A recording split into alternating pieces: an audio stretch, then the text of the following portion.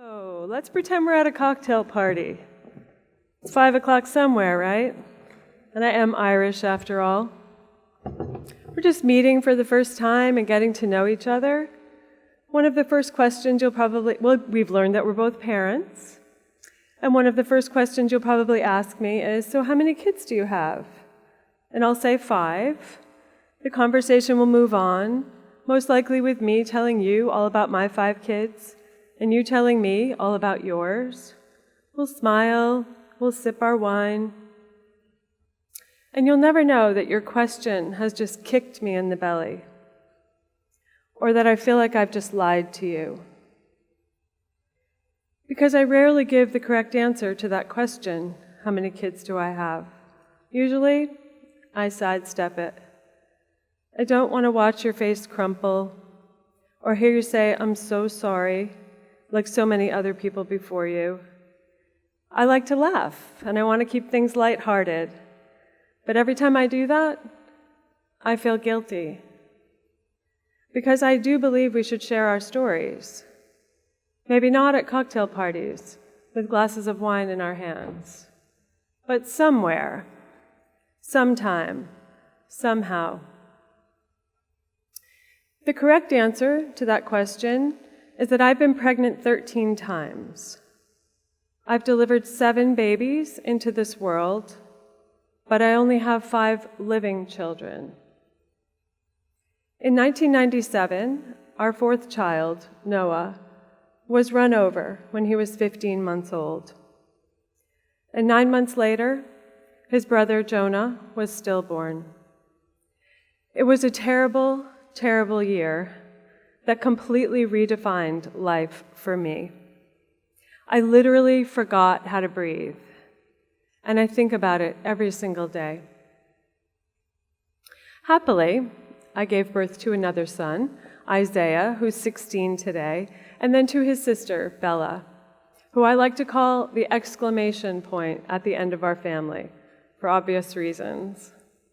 But in between those babies, I had more miscarriages than I care to count. 1 in 4 pregnancies end in miscarriage, and 26,000 babies are stillborn in the US alone each year, and yet we rarely talk about them. Miscarriage and stillbirth are largely taboo subjects, not mentioned in polite company or over glasses of wine at cocktail parties. They say there's no greater agony than bearing an untold story inside of you, and for me, this was that story. I held my babies for about a decade, cleaved to my heart, and I didn't talk about them much. I always knew that someday I would write a book, but I certainly never dreamed that life would place this particular tale in my hands. But one day I sat down and I started to write, and it took me 7 years, but finally I got their stories out of me and out into the world. My book is called Breathe, and I wrote it to tell the story of my sons and to help other people. Because that is probably the most important reason why we should share our stories, to help each other. When Noah died, I searched desperately for other bereaved parents. In those days before social media, I called them, I wrote letters to them, I accosted them in person. And I'm sure some of them thought I was crazy, because I was crazy. I was crazy with grief, and I was crazy with pain. And when you're in pain, all you can think about is getting out of pain. When we were little, and we'd come running in the house, crying with skinned knees, my grandmother would always say, "You can stand any pain as long as you know it's not forever," as she stuck a Band-Aid on our knees, wiped our tears away, and sent us back out to play. So I searched for survivors because I needed to know that the pain I was in wasn't going to last forever. It's important that we share what I like to call our war stories. We don't all go off to war, but we fight our battles every day, right here on the home front. Family, friends, marriage, in-laws, careers, all these things can wound us and leave their scars. but by daring to open ourselves up, by daring to be vulnerable, we find others who have walked in our shoes and who understand. And we, in turn, can reach back and lend a hand to those who are walking the path behind us. We can give them hope that, like sea glass, after lots and lots of tumbling, someday the sharp, painful edges will be worn smooth. Another reason we should share our stories is to keep our loved ones alive. My family has a saying that we carve on our gravestones: to live in the hearts of those we leave behind is not to die. As long as we are walking this earth, our loved ones will never truly be dead, because we are holding them in our hearts. We still hear their voices in our heads as they bandage our knees, and they live in us. Before I wrote my book, the only thing most people really knew about Noah and Jonah was that they had died. That was the most definitive characteristic of their short little lives. But because I shared their stories, reader after reader now knows that they also lived. They've met them, they hold them in their hearts, we talk about them, and it is like they have become manifest. That is the power of sharing our stories. You know, one of the biggest fears bereaved parents have is that their child will be forgotten. It's one of the great ironies of surviving a tragedy, like losing your baby.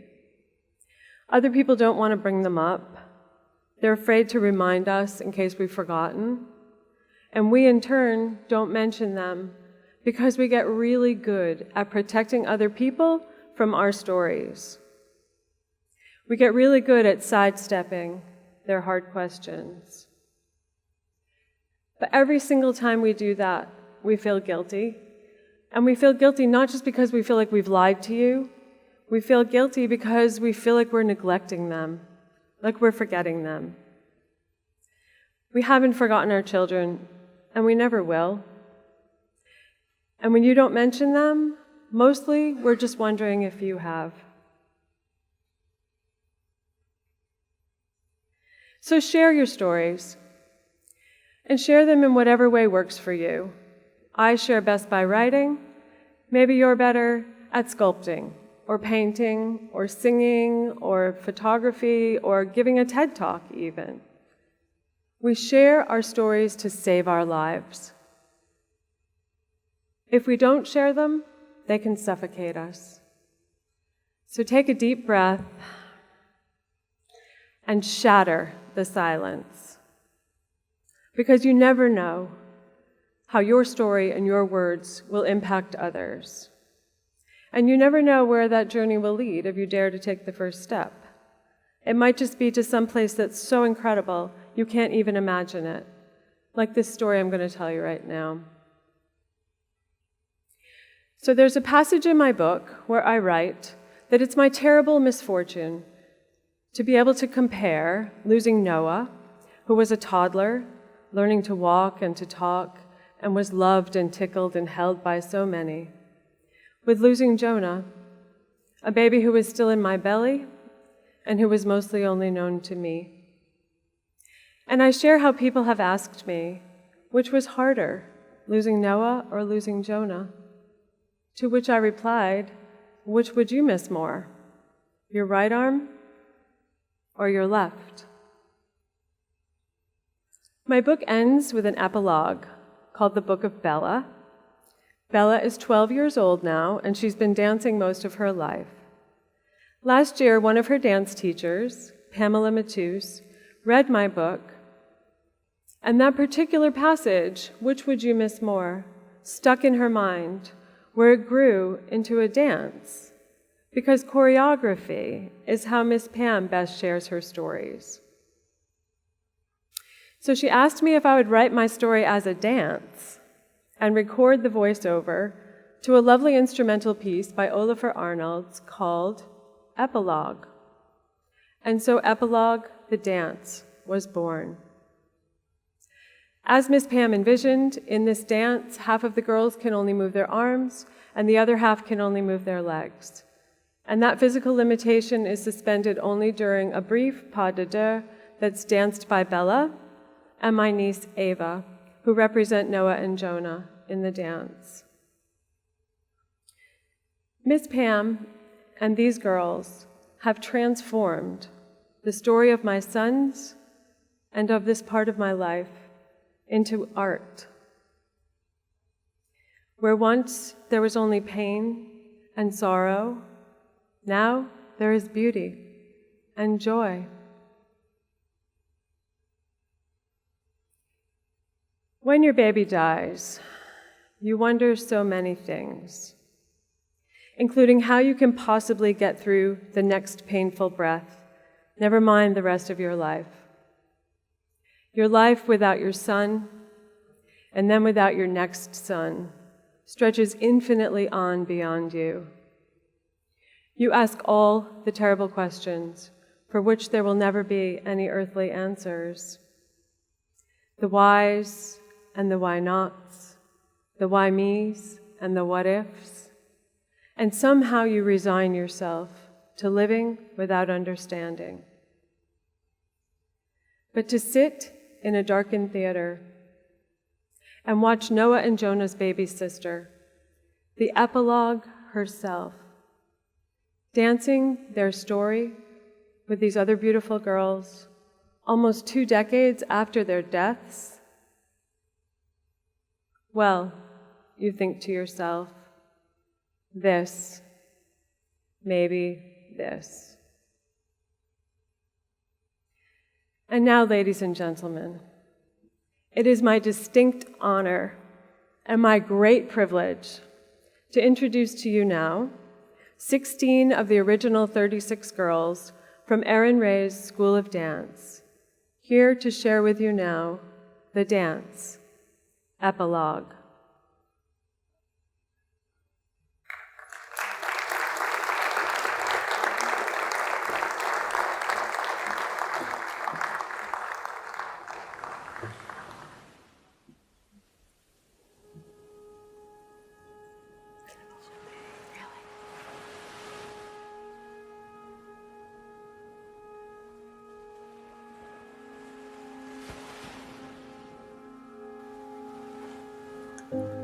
I am part fish. I grew up on an island submerged in water, which perhaps explains why I became a fish biologist. I've spent the better part of my life swimming and studying fish in one way or another. This is what I know. Water is the symbol of the womb. We all begin life swimming around in our mother's bellies. From water springs life, as from the biblical flood of Noah, we emerged. You are part fish too. For billions of years, animal life on Earth was found only in the water. Survival depended on getting big, getting tough, or getting out of the way. Some 365 million years ago, our ancestral fish climbed out of the sea and onto dry land. In 2004, scientists found the fossil record of Tiktaalik, our ancestral fish. Tiktaalik was a fish with a wrist, the first critter that could do push-ups. The evidence of our fishy selves still remains in our bodies, deep, deep down in our DNA. We begin life like sea anemones, jellyfish, and sharks. Our hands are modified fins formed when we are just 3 to 8 weeks old. Microchimerism is the presence of cells in one person's bloodstream which originated in the blood of a different person. Therefore, they are genetically distinct from the other cells swimming around them. In humans, the most common form of this is called feto-maternal microchimerism. This occurs when cells from a fetus pass through the placenta and establish cell families within the mother. These cells remain and multiply for decades, even forever. Fish are a symbol of fertility, and I've been pregnant 13 times. Swimming around in my body could be the cells from 13 different babies. I have 5 living children. Losing babies is something I know a lot about. When Noah and Jonah had both died, people asked, "Which do you miss more?" Which would you miss more? Your right arm or your left? I am the embodiment of my children, most of whom are otherwise dead. And as I'm carrying them, they too are carrying me. When my children died, a part of me died too. I knew this. I felt this. I just didn't know exactly why. But now I do. And I'll keep swimming.